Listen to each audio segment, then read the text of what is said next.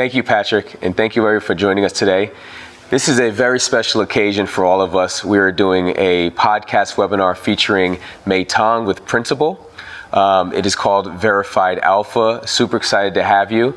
Bear with us as we've had the little Wi-Fi issues, but first and foremost, DFD Partners is a data-driven distribution platform connecting asset managers and wealth managers to their next client.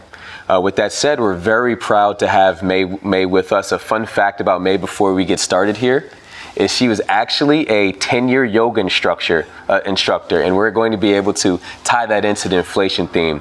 But before we get started here, really want to get a sense of the audience. And Patrick, if you could put up the first poll question.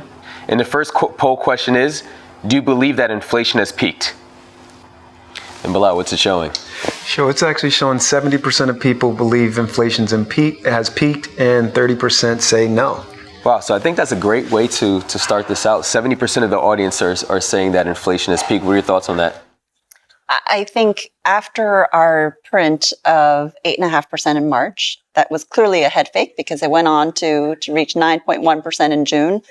After 4 consecutive monthly declines, I think we are fairly confident that it has peaked. However, today's inflation number gives us a little pause, right? Not only with regards to it peaking, but with regards to how fast inflation can decline. And we can go into a little bit further into that in a few minutes.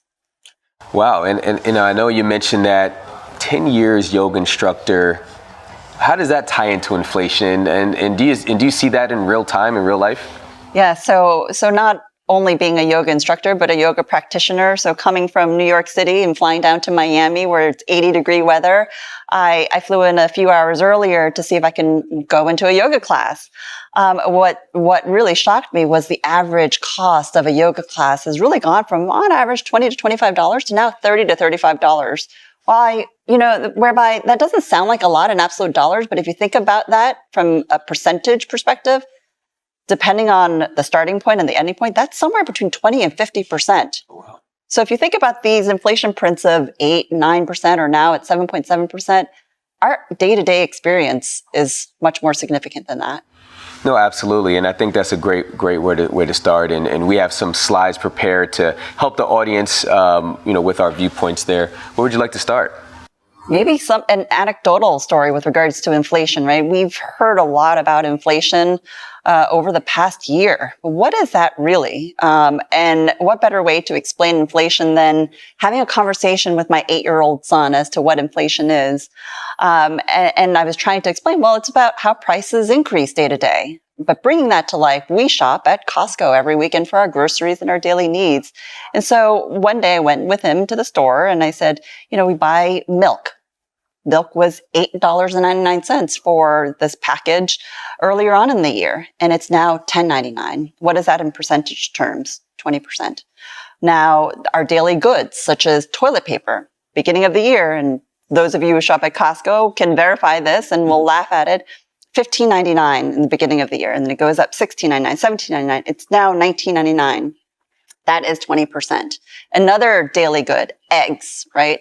$5.49 in the beginning of the year, $6.99 right now. That is 27%. So on average, our day-to-day goods needs to sustain life is about 25% increase.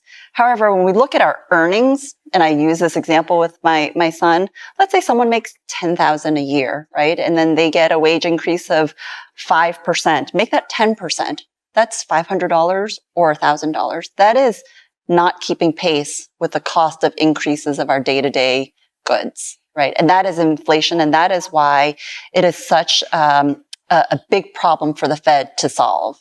And he's very serious about controlling and arresting inflation because, as one economist put it, inflation is like cancer. And if you don't treat it aggressively, it can metastasize. No, absolutely. That makes a lot of sense. So putting that into terms, for our advisor audience, kind of what does that mean for their portfolio? And then what could we actually do to combat the inflation, whether it's peaked or whether it's declining, what are you seeing out there? Yeah. So most people haven't experienced inflation in their adult lives, right? The last serious case of inflation that was long lasting was in the 70s. And so most of us haven't experienced that. In an environment of easing and easy monetary policy, you have assets, have had assets, both traditional equities and fixed income, that have only gone in one way. And so therefore, people don't really understand inflation and how it impacts the portfolio in an impactful manner. And so, as we think about what is important for a portfolio over the long term, the fundamental philosophy of investing is diversification, right? That's the number one thing. And we have seen today what typically diversifies traditional equities, which is fixed income, has not worked. That ballast has not worked. And so over time, we really need to think about what is a true way to diversify an overall portfolio over the long term and think about the alternative sources of not only diversification, but also ability to add alpha. And that is the key to investing. Absolutely. So from a perception of, whether it's fastest or slowest, I mean, we've seen the fastest rate hike on record, and the central banks have determined to find some price stability. How quickly can inflation come down from here? Yeah, that's an interesting question, because you hear and see a lot of forecasts of inflation going back down to 2%, 2.5% by the end of 2023. That's 12, 13 months from now. Mm-hmm. If that happens, not to say that that is impossible, that would be the fastest decline on record. Mm-hmm. And if we look at a lot of studies that have been produced out there was one that was recently put out by Research Affiliates that was a meta-analysis whereby it studies, once inflation reaches 4%, how quickly can it decline, either halfway or all the way to 2%, when in that case it is 2%, or if it reaches up to 6%, how fastly can that decline, and 8%, and so on and so forth. Mm-hmm. It has shown that it is incredibly difficult for inflation to decline over the course of 1 year, which a lot of the market is predicting. And if we think about all of the structural factors that have caused inflation to be low over the past decade, if we think about globalization, and how we were able to access cheap goods through cheap labor, a lot of those trends are reversing, right? Not only ceasing, but are reversing. And therefore, we think that it will actually be incredibly challenging for inflation to decline, especially in a rapid manner. It's interesting, right? Because the end consumer is the one who's feeling the pinch, right? And with the Fed's current activity, how do you feel with the direction as far as how fast they're moving, right? Because at this particular point in time, it's essentially they're trying to engineer this slowdown, right? So manufacture it. But at what point does that actually change the investment dynamics? Right? I think that's a very important question for a lot of people. That's the $1 million question right now, right? How, and you see how episodic the markets have been. On any hint of a dovishness Fed, the markets are rallying. Mm-hmm. And interestingly, as the market rallies, that is actually counteracting what the Fed is trying to achieve, which is tightening financial conditions and therefore lowering demand. So if you turn to the previous slide, there are two types of inflation, right? There is, on the slide, it shows cost push inflation, which we call supply side inflation, or demand pull inflation, which is demand side inflation. What we're experiencing here in the U.S. is demand-side inflation. We have strong consumers, really strong labor market, a strong job market. And so therefore, the healthy consumer is purchasing things, right? There's a lot of demand. However, in Europe, it's a very different case. It's about supply side, oil shocks, so on and so forth. And so therefore, the Fed, in a way, almost has an easier job because he can control inflation to a certain extent by curtailing demand. How do you curtail demand? Increasing interest rates. As we've seen, mortgages hit 7% recently, and that has put a near halt on housing activity. Mm-hmm. Now, we haven't seen that reflected in prices so much yet, but in terms of housing activity, that has had a direct impact. Now, that's the first start of the chain, right? And then in terms of how that trickles through to the economy in terms of further slowing demand, it really has to come through jobs. It really has to come through the job market. And right now, the job market continues to be extremely tight. You can see today's number, average hourly earnings, is double what was forecasted. And the unemployment rate continues to remain at a stubbornly low level, as well as the labor force participation rate just decreased. So let me ask you this question, because I think labor participation is one aspect of it, right? But as far as the investments that people will need to hold, I think that's the other challenge, right? Because there's a math problem right now where fixed income is extremely challenged in the wake of rising rates. But then you're saying, hey, as an investor, where do I go from here? Right. And that's a really, really, like I would say, interesting question that the investor is faced with, and their advisor is actually challenged with bringing a solution. Right. Yeah. How we've really approached that is in an inflationary environment, and every inflationary environment is different, right? We want to be long the cause as well as long the solution. Right. And right now, a lot of the causes are in the commodity sector, in the wage sector, in the housing sector. So we have been long commodities, long natural resources, especially in the wake of the green transition, which is not something that is going away. It's something that we need to be on board with globally, right, in order to solve that problem. And so those things are structural investments that we need to pay attention to. And that's another cause of the inflation, right? CapEx with regards to the commodity sector has been underinvested for a very long time. And if you think about what, even with these elevated prices, are they investing because you can have greater profitability at this point? But if we know that we are going by the way of green transition, there are no incentives for these energy companies to invest in traditional energy. Right. And so therefore profitability increases there. And you need to kind of dual track that in this transition of clean energy as well as traditional energy in order to bridge that gap and during that transition. So I think that continues to be a very strong, will continue to be a very strong catalyst in terms of diversification for your portfolios. Another one is infrastructure. As we all know, those living here in the U.S. as well as abroad, infrastructure has been underinvested for a very long time. And also it's been underowned in people's portfolios, right? Because that's traditionally been thought of as an inflation protection asset. But, as inflation continues to be a structural concern in our views, I think there should be a continued tailwind in infrastructure. So commodities, natural resources, infrastructure, and the other asset class that we bucket within real assets are real estate, both public and private real estate. However, in all of our studies, the strong sensitivity for real estate is relative to real rates. And as we know, real rates have been rising. And so long as the Fed continues to increase rates and inflation continues to decline, albeit very slowly, real rates will continue to rise.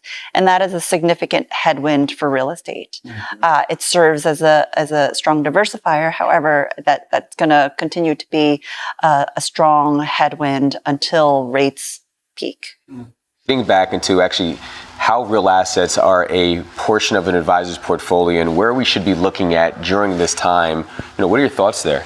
Yeah, so before we even go there, let's define what real assets are, right? Okay. Because I think that people are just starting to grasp on this concept of real assets because they see the benefits of it in an inflationary environment.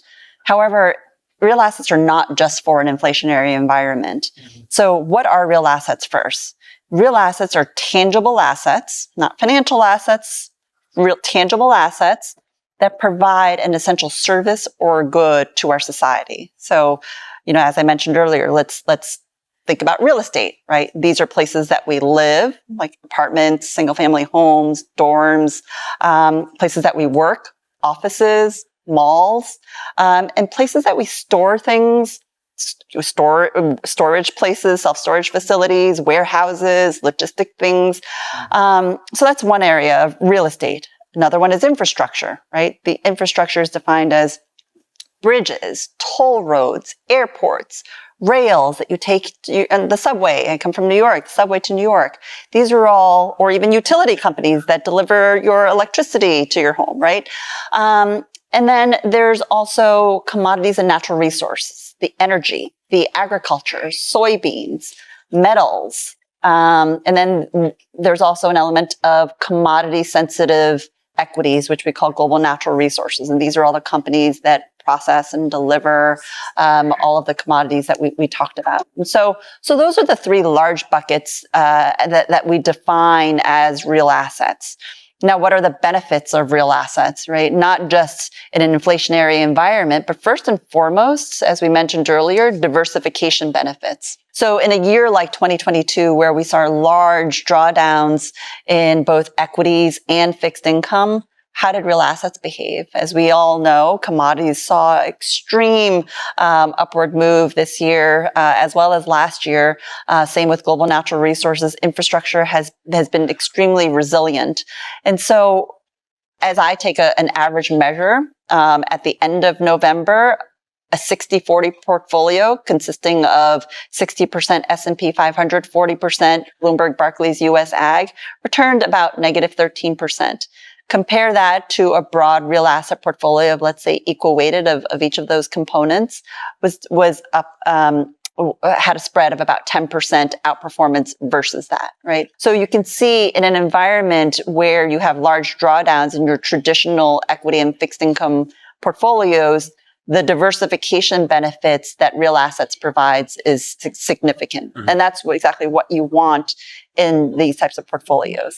In addition to that, the total return potential, right? Mm-hmm. Because it has different drivers, it has different cash flow modelings, and therefore it provides that additional alpha when you need it. And then last is the inflation benefits in an environment. And so again, as I mentioned earlier, a lot of the people haven't lived in an inflationary environment. Mm-hmm. And so we believe that it will be more structural in our lifetimes going forward. And therefore, having that embedded inflation protection in your portfolios, in your retirement portfolios, is key. It's not just a tactical trade. So you bring up a fair point. Why is the average investor so underweighted in real assets, right? Is it because the advisor hasn't introduced real assets? Is it because they don't have access to vehicles? It seems like the ultra high net worth investor participates in a real asset investment, but the average retail investor is significantly underweighted. I think a big portion of it is not having thought about inflation is one, right? Mm-hmm. But two, a lack of understanding about what real assets are, right? People have thought about TIPS and think of TIPS as one way to gain inflation protection, hence the name, Treasury Inflation Protection Portfolios. And then they think of REITs because that's readily available. They understand mm-hmm. that. But having broad exposure to real assets in addition to REITs like infrastructure, like commodities, mm-hmm. whereby in your traditional equity portfolio, let's say in the S&P 500, you don't get exposure to broad infrastructure and broad commodities and natural resources, right? And so we ran an analysis showing the overlap of a 60-40 portfolio, as I defined earlier, versus a broad real asset portfolio. And that overlap is only about 5% in terms of stocks. And of course, we've defined what that real asset index is.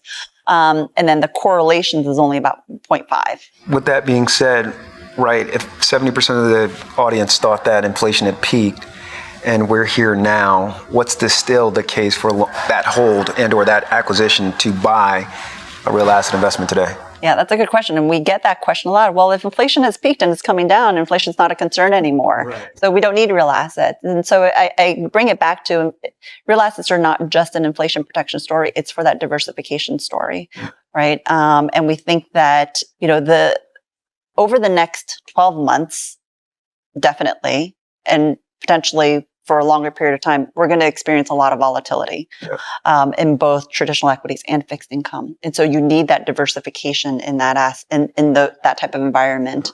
And then secondarily, the structural case for inflation is that while it has likely peaked, the decline will be very, very slow. Because a lot of the drivers that caused low inflation over the past decade as I said, has not only paused, but has actually reversed course, right? The deglobalization trend, this notion of onshoring, reshoring, nearshoring, from a immigration perspective, if we think about demographics, from an immigration perspective here in the U.S., and this is a very powerful statistic, is that over the past 2 years, there's been net immigration of about 350,000. Prior to that, 2010, 2019 or so, it's been an average of 1 million per year. And so immigration is typically comprised of folks that are aged 16 to 65, and that is prime working age, right? And so without that, you're going to have this bid in wages, right? And what better day to be talking about that than today, when average hourly earnings were forecasted to be 0.3 and came in at 0.6. Right. That is significant. Yeah. The labor force participation rate continues to be stubbornly low and came in lower today. And so I think that is going to cause inflation to remain stubbornly high. So if you think about core inflation, core CPI, which is really the sticky part of inflation, and we all know kind of the housing story, but the core services part is really driven by labor wages. Right. And so unless we see unemployment increase significantly, and there's this rule out. Hold on, what would be significantly? I mean, there's this rule out there established by Claudia Sahm called the Sahm rule, SAHM, and she said every single recession has been preceded by inflation that has gone greater than 0.5%. Right. So if you think inflation, the unemployment rate increasing by 0.5%. And so if the unemployment rate is currently 3.7, add 0.5% to that, right? 4.2. So that's a very low threshold for us to reach inflation. And so we're predicting that unemployment will probably need to increase greater than that. And that's what the Fed is watching. Right. And to your point, engineering and inflation. Right. So it sounds like to engineering a recession. Sorry about that. Yeah. So it sounds like to me, you do think inflation, in your opinion, will subside, but it's going to be very slow. Yes. So getting back to that, the polling question, how long would it take to get back to 2.5%? What would be your views there? I think even getting back to 2.5% will be incredibly challenging. What we're forecasting in terms of steady state is 3% for CPI. And we think that once the Fed sees it hit 3% CPI, the language will probably pivot to be, well, we're focusing on average inflation targeting, right? And so that average around the 2% number. And to get that 3% down to even 2.5% or 2% will be extremely brutal. The second polling question was, to combat rising rates and inflation, have you adjusted your portfolio allocations to include commodities, natural resources, infrastructure, real estate, and tips? So just asking you that question, what do you think the majority went with? Commodities. See, that's why you're the portfolio manager. So 66% of the audience chose commodities, followed by 49% natural resources, 38% infrastructure, 62% real estate, and 40% tips. Does any of that surprise you? The 62% in tips does. Sorry, not tip percent. You said real estate. 62% real estate and REITs. That surprises me. REITs has seen a significant drawdown, right? And this is, yes, on the back of a really strong 2021. And so you expect a little bit of that mean reversion on top of its negative correlation to interest rates, right? And people call REITs as bond proxies. Sure. And as I mentioned earlier, we've done a lot of work on it, and the single most, the strongest sensitivity is to real rates. And we continue to expect that to increase, albeit at a slower pace. So REITs, I think there will continue to be challenges over the near term, but I think that over the next year or so, there could be opportunities there. And it's really important to select the right property types, as we've seen within REITs, whether it's office or retail to cell towers and data centers and storage facilities, student housing. There is a large bifurcation in returns within the different property types. It's also a big evolution within that space, it seems like, right? As more institutional adoption comes into different parts of that market, right? You see the JP Morgans, the BlackRocks, and all of the, I would say the private real estate market is all talking about now we have this institutional capital coming in, changing the dynamic of the asset class almost. Yeah, the sector, we've done analysis on the sectoral makeup of the index, over the past 10 years, and that sectoral makeup really has shifted a lot. And so that is an asset class that, again, we've done a lot of studies on, is an asset class that performs best with active management because of those types of analysis of the different sectors that behave well in different environments, in fast-changing environments. And so that is very important. Talking about tips, right? So 40% of the audience is saying that tips is a way to combat inflation. Do you think we're late there, early there? What do you think we are in the market cycle? So interestingly, if you go back in time and run analysis on tips, right, run a regression of tips versus treasuries or versus inflation, it'll have the highest sensitivity to treasuries because tips were only created in the 90s and we really haven't experienced rampant inflation since then. However, there is that contractual linkage to inflation mechanically for tips. However, it's really important that we understand the pricing of tips, right, through the break-evens and understanding whether they are overvalued or undervalued versus expectations. And I do think that they should be a core part of the portfolio, but understanding when is a time to be overweight or underweighted, depending on expectations and valuations, is key. So I think that brings up a really good point to just talk about the shift in the dynamics of what a modern portfolio looks like today to weather the storm of, right, it's been a really challenging, I'll call it 2 years for an average investor, right? And our advisors are dealing with very unique questions around, hey, should we be buying crypto? Should we be buying all these different asset classes to generate not only risk-adjusted returns, but actually something viable and sustainable for the portfolio? Coming off of 2020 to 2021 to here we are in a very challenging 2022, it seems that there's been a nice rotation into value from growth, but also what do you believe the dynamics of that alternative bucket looks like?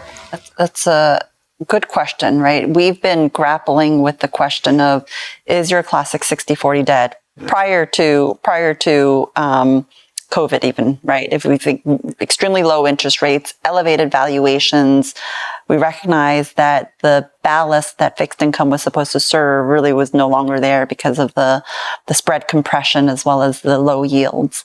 And, where yields are today, we have more conviction that it's not dead. 60-40 is not dead. However, it just needs to be re-envisioned, right? It's not 60-40 anymore. Perhaps it's 55-35-10 or 50-30-15. And that alternatives bucket is really key. And I think that's where a lot of investors are looking. But what populates that alternatives bucket? And it really depends on who you're talking about, right? And you have the DC plans that think about anything that is not in your traditional equities or traditional fixed income belongs in your alternatives. Your DB is anything that's private. Even if it's public infrastructure, it's not alternatives. And so it depends on how you do your modeling. We think of it as kind of anything that is not in your traditional equity and fixed income. So let's say your ACWI or your S&P 5.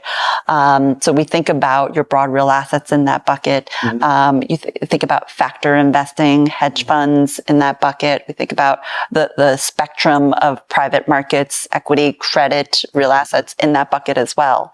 But the key to that is modeling the risk and return expectations relative to your traditional equity and fixed income. So that leads to the next question is, so where do you source it, right? Because at the end of the day, we have the baby boomer generation that's getting older. You have this still, the momentum still behind inflation, right? So they're not going to be allocating to fixed still. So are you sourcing it from fixed? Are you sourcing it from equities?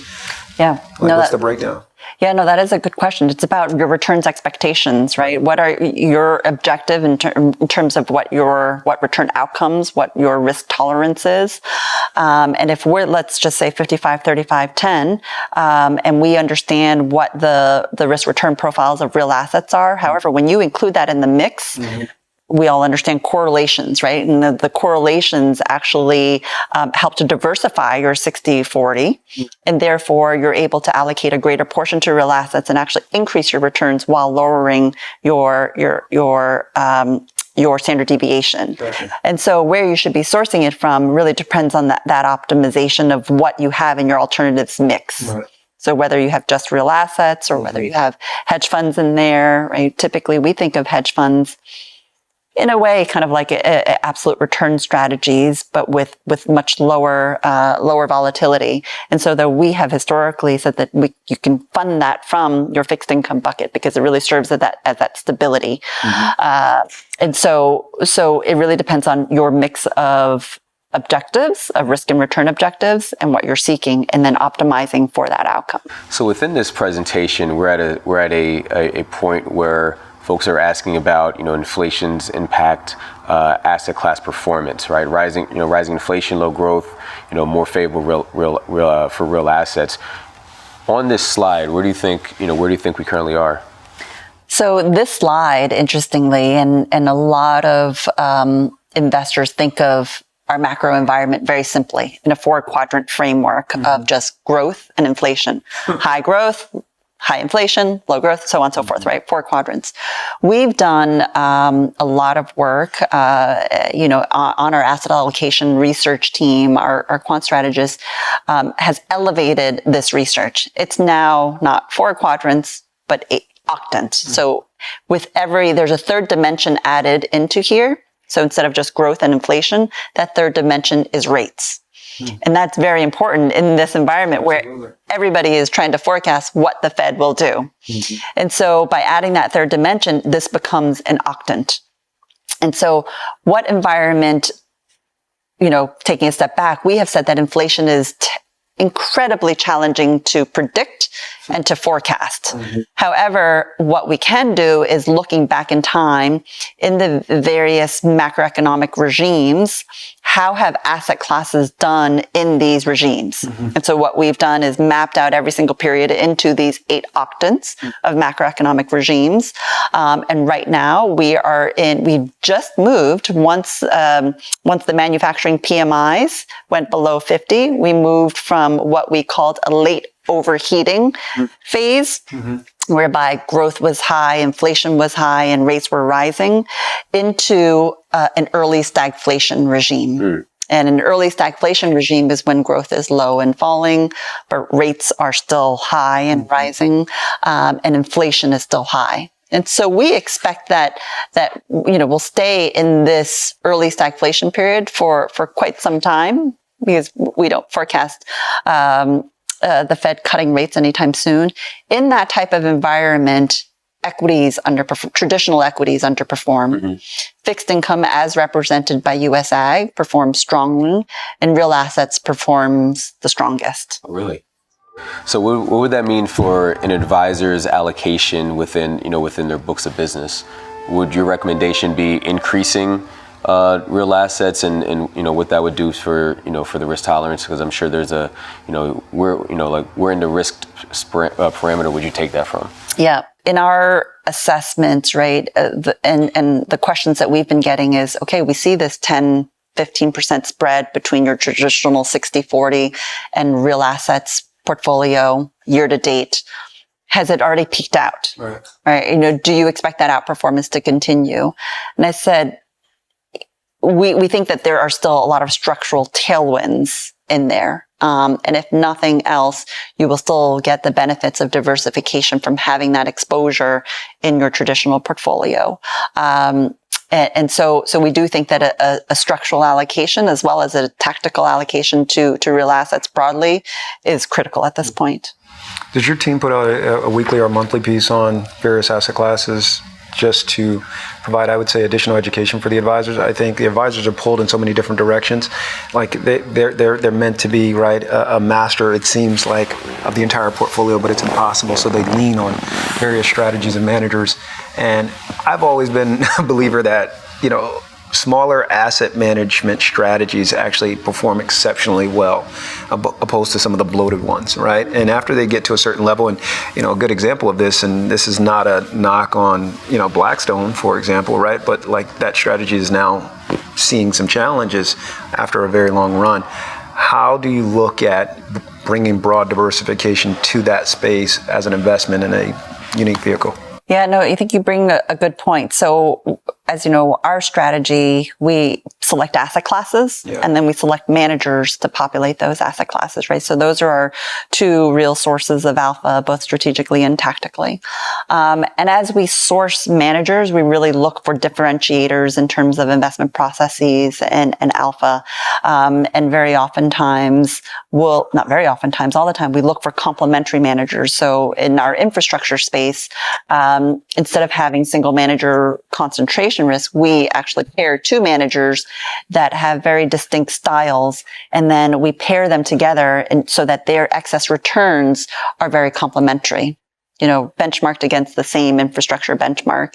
And therefore you get the diversification of managers, the diversification of strategies, and the diversification of excess returns. And it is looking for that unique, and sometimes boutique manager, but sometimes they are a large manager, because they do have, I don't want to say economies of scale, but the depth of experience. And so our expertise is identifying those managers that are experts in their asset classes. Gotcha. Yeah. So we have a question here from the audience. Would love to ask you. So the question would be, how or should we split public versus private real assets?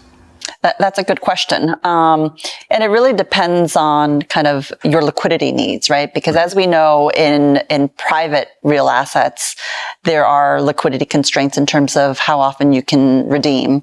And depending on what you're investing in, whether it's in a fund or in an interval fund, which does have quarterly liquidity. And so that really is dependent on liquidity needs, because in privates, there are lockups. But in our private interval fund, we do have a target of 70% private and 30% public. And that public sleeve is really designed for two reasons. One, to provide liquidity, as I just mentioned, but secondarily, and very importantly, is to capitalize on the valuation differentials that come up in the public and private markets. And tertiary is also that it's not, you don't get the same exposures, but just one in public and one in private. But there are certain sector types that you can only achieve in the private markets versus in the public markets, and vice versa. There's an education process that I think the advisors are going through as they introduce interval funds to their clients, right? Because of this thought process around the liquidity premium. Yes. Right. So I think the way or illiquidity premium. Or illiquidity, yeah. Right. So they place it so high, meaning the end investor, when quite frankly they can be insulated from the day-to-day fluctuations and actually have better performance, risk-adjusted returns, I should say.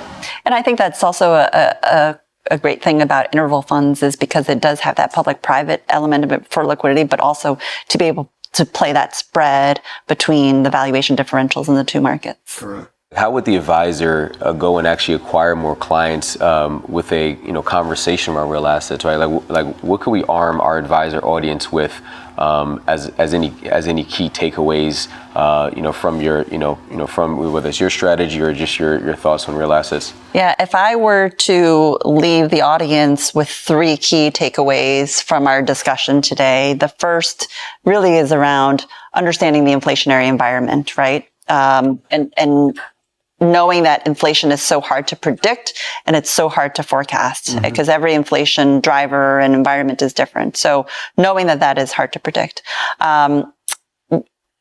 Two, what is one way to kind of help mitigate that, right? And so helping to define what real assets are. And as I mentioned earlier, we think of real assets as tangible assets that provide essential services and goods for day to day. living? And 3, what are the benefits of real assets to your portfolios? And again, those are 3 things.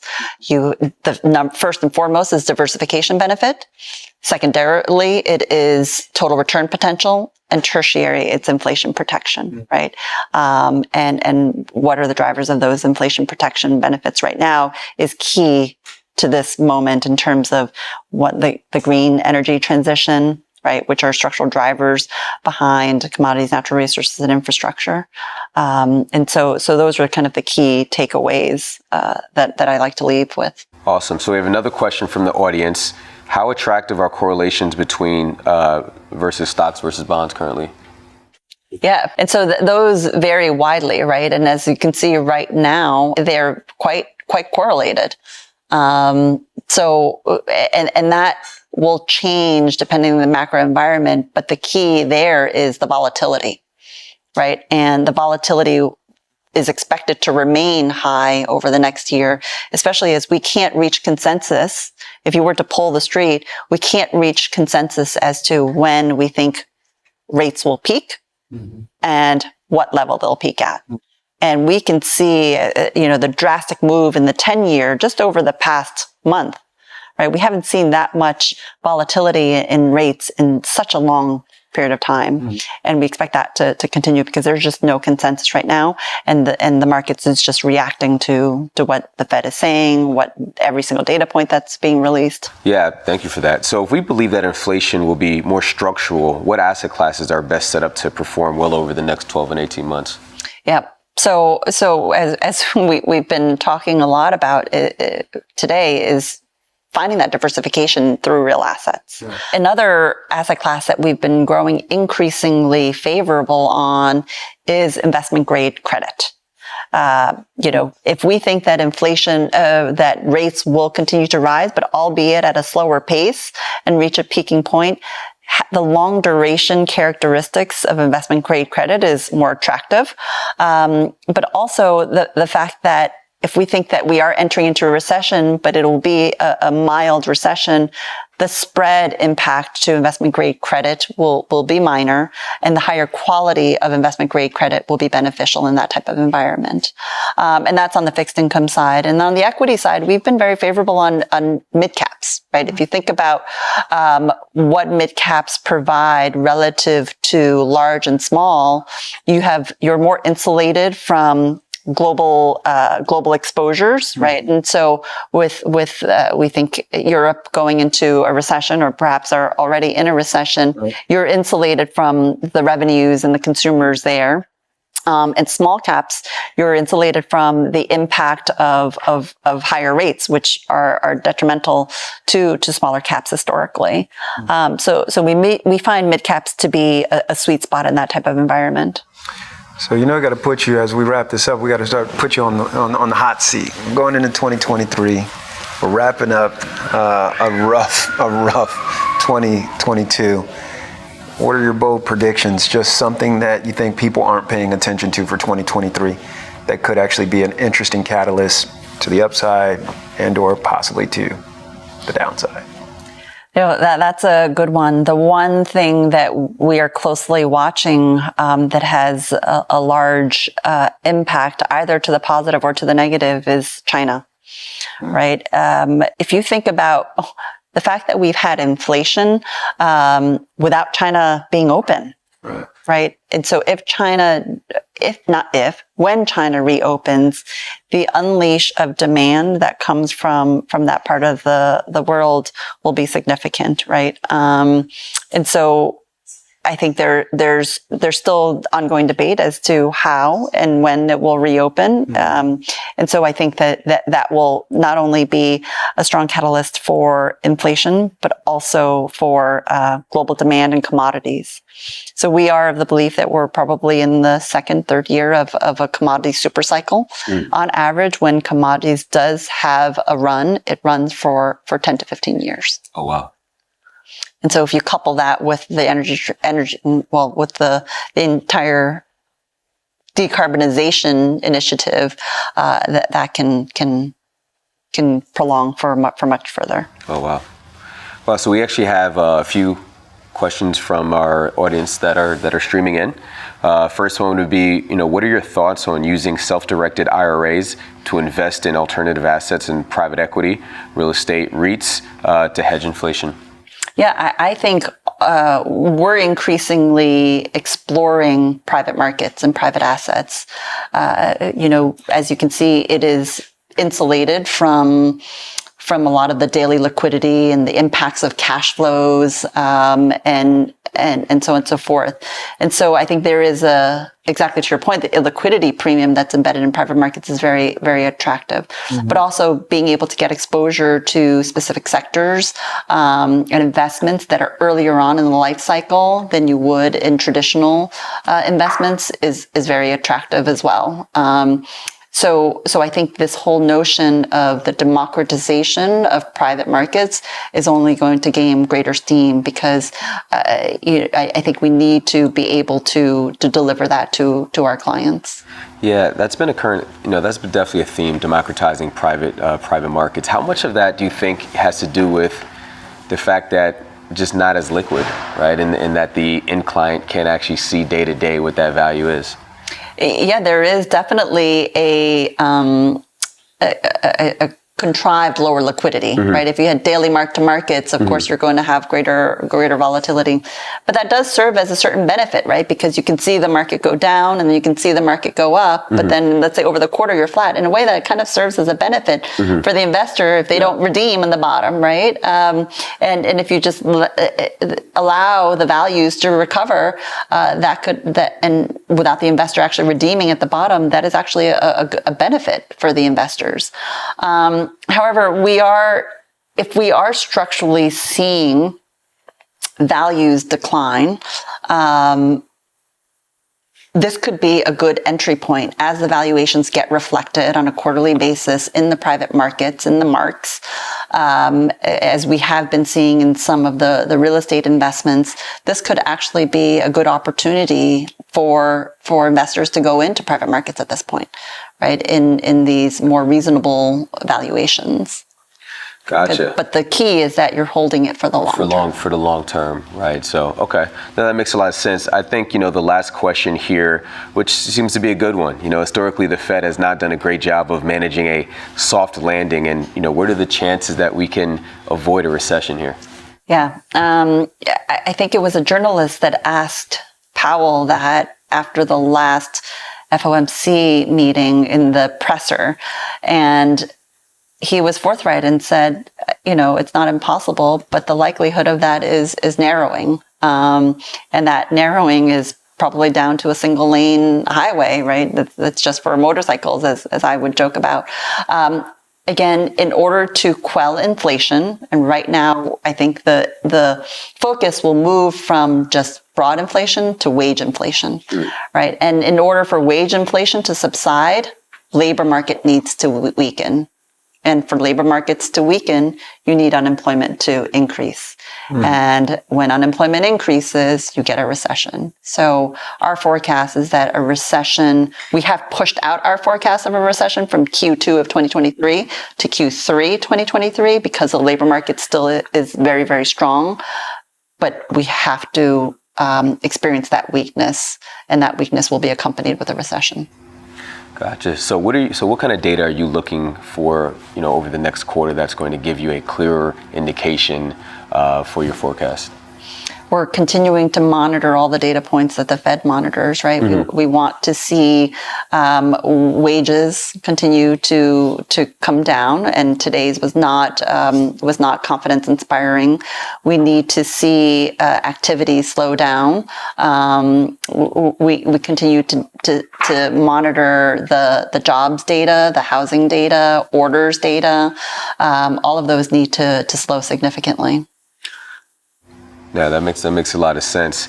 Where can folks that want to reach out to yourself or their principal reps, how can they get in contact with you? Principalam.com. And so all of our written material, we publish a weekly quick takes on capital markets, market bulletins,